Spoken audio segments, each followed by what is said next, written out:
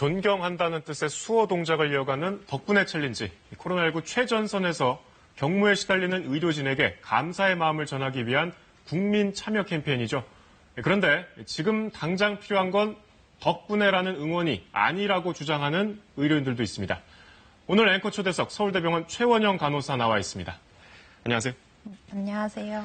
간호사들이야말로 환자와 가장 가까운 곳에 있는 분들인데 지금 코로나19가 길어지고 있잖아요. 네. 지금 현 상황에서 의료 현장에서 가장 큰 문제가 뭐라고 꼽으시겠습니까? 인력 부족이라고 생각합니다. 인력 사실 부족이요? 코로나 때문만은 아니고 지금까지 늘 부족했었는데 코로나 때문에 더 부족해진 것 같습니다. 인력이 왜 부족한 건가요? 돈이죠. 사실 그 병원은 노동 집약적인 산업이고 지출의 대부분이 인건비인데 인건비를 아끼려고 하다 보니 충분한 인력을 쓰지 않고 있기 때문에 늘 좀 부족한 인력으로 힘들게 일하는 것 같습니다. 인력 문제 얘기해 주셨는데 지난 6일에 행동하는 간호사회 네. 청와대 앞에서 집회를 진행했는데 이게 사실 보도가 잘 안 됐습니다. 많이들 모르시고 계신데 네. 이 바쁜 간호사들이 왜 청와대 앞까지 가야만 했을까요? 저희가 코로나 시대를 어떻게 극복할 거냐, 그래서 좀 정부가 어떤 결단을 내려주길 바라는 마음에서 좀 몇 가지 주요한 이슈들을 이제 요구를 하면서 갔었는데요. 공공병원을 더 확충하고, 그리고 인력을 늘리고, 그리고 그 사람들이 안전하게 일할 수 있도록 하고, 그리고 제대로 교육해 줄 것, 그 감염병 사태 때 제대로 된 세부 지침을 마련하라, 이런 몇 가지 요구들을 가지고 청와대를 찾아갔습니다. 지금 이제 여러 가지 문제점들을 네. 지적해 주셨는데 사실 모르는 분들은 좀 와닿지 않을 수도 있을 것 네. 같아요. 이게 제일 문제다. 역시 인력 부족입니까? 네, 사실 그 대부분의 여러 의료 사고나 여러 가지 뭐 번아웃 되는 거나 뭐 세부 지침 마련을 못한다, 이런 것들이 다 인력 부족에서 파생된 문제라고 생각하거든요. 공공병원 설립은 조금 다른 문제지만 나머지 문제들은 인력이 부족하기 때문에 없는 인력으로 아랫돌 빼서 윗돌 개기식으로 하다 보니 계속 여러 가지 문제가 발생하는 것 같습니다. 실제로 지금 간호사분들이 많이 지쳐 계시겠죠? 네, 사실 코로나 때문만이 아니라 원래도 저희 간호사들의 평균 근속 연수가 5년 정도밖에 되지 않고 그 1년 미만 신규 간호사들도 30-40%가 다 사직하거든요. 근데 그게 대부분은 인력이 부족하니까 현장에서 이제 좀 이리저리 치이고 하다가 번아웃 돼서 많이들 그만두는 것 같아요. 번아웃이라는 표현을 많이 쓰셨는데 네. 이제 소진됐다 이런 말씀인데 네. 평소에도 그런데 지금 이제 코로나19가 6개월째 이어지고 있으니까 더 심할 것 같아요. 그러면 이렇게 쓰러질 정도로 힘든 일을 하고 계신데 평상시와 다른 좀 보상 체계도 있습니까? 딱히 없는 것 같아요. 특히 대구 코로나 사태 때 그 대구 원래 일하던 병원에서 근무하던 사람은 파견 간호사들과 달리 뭐 수당 지급 당사자가 아니다, 이렇게 아예 보건복지부가 이렇게 선언을 했었잖아요.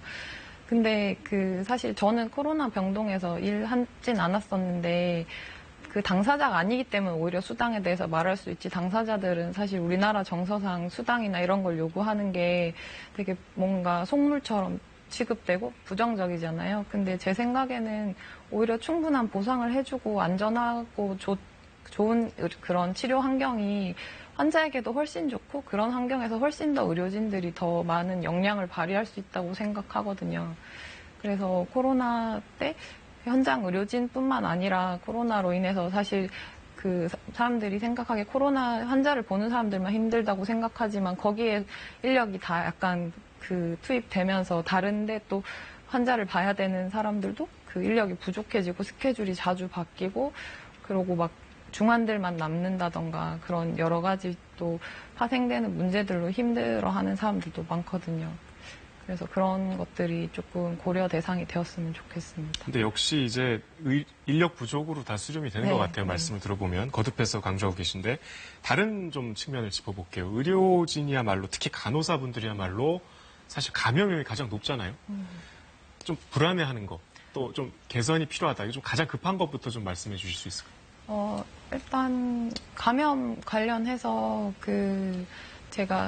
저는 사실 메르스 병동에서 근무했던 경험이 있는데 그때도 사실 세부 지침이나 이런 게 없어서 당장 눈앞에 부딪히는 간호사들이 막 이것저것 알아보고 인터넷 검색해보고 하면서 진짜 당장 우리는 눈앞에 닥친 문제니까 그런 걸 알아가면서 하느라 굉장히 힘들었었는데 실제로 코로나 병동에서 근무했던 저희 행동하는 간호사의 회원들 얘기를 들어보면 제가 메르스 때 겪었던 걸 똑같이 겪고 있더라고요. 세부 지침 같은 게 제대로 마련돼 있지 않고 책임 소재도 없으니까 결국에 현장에 있는 사람들이 발로 뛰면서 울면서 그냥 어떻게든 해내고 그리고 실제로 애매한 일들이 다 간호사한테 넘어와요. 뭐 청소나 뭐 이런 건 감염 관리 이거 처음에 이제 이제 돌아가신 환자분들 어떻게 할 거냐 그것도 뭐 제대로 정해진 게 없으니까 다 간호사한테 좀 떠넘겨지는 그런 식이어가지고 모든 일이 그래서 좀 많이들 힘들어 하더라고요. 그런 것들에 대해서 좀 그 일선에서 일하는 사람들은 일하는 것만으로도 힘드니까 백업 해주시는 그런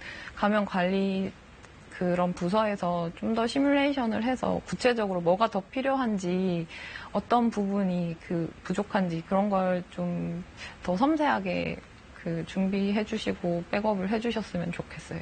말씀을 듣고 보면 좀 납득이 안 갑니다. 지금 코로나 시국이 굉장히 장기화되고 있는데 계속 그런 상황이 이어지고 있다는 것도 좀 이해가 안 되고요. 방역 당국이 덕분에 챌린지를 계속 주도하고 있잖아요. 앞서 말씀을 드렸는데 좀 일선에 계신 간호사로서는 좀 다른 느낌을 받으셨다고 들었어요. 사실 뭐 노고를 알아주는 건 굉장히 좋죠. 근데 노고를 알아주는 게 좋은 건 그 알아주고 그 힘들어하는 걸 어떻게든 뭔가 바꿔주는 게 뒤따라 와야지 되는 거지. 예를 들어서 둑이 무너지고 있는데 버티고 있는 사람한테 옆에서 계속 이렇게 따봉만 해주고 있으면 둑을 같이 지지대를 가지고 온다던가 뭐 힘드니까 교대를 하자던가 이런 게 있어야 되는데 지금 코로나가 굉장히 장기화되고 있고 앞으로도 장기화될 것이라고 다들 전망하는데 앞으로 어떻게 할 건지 그 2차 대유행이 왔을 때 인력 수급을 어떻게 할 건지 현장에서 아무나 그렇게 또 빼갈 건지 그런 거에 대해서 전혀 저희한테는 어떤 청사진이 없잖아요. 모르겠어요. 정부가 서프라이즈로 준비하고 있는지 모르겠지만 그건 아닐 것 같고 그래서 그런 걸 제시해 주는 게 오히려 의료인들한테는 좀 그런 지치지 않는 네. 좀만 버티면 된다 이런 희망이 될 것 같아요. 정부가 서프라이즈로 준비하고 있을 것 같지는 않습니다. 오늘 여러 가지 네. 현장의 상황 말씀해 주셨는데 말씀 고맙습니다. 네, 감사합니다.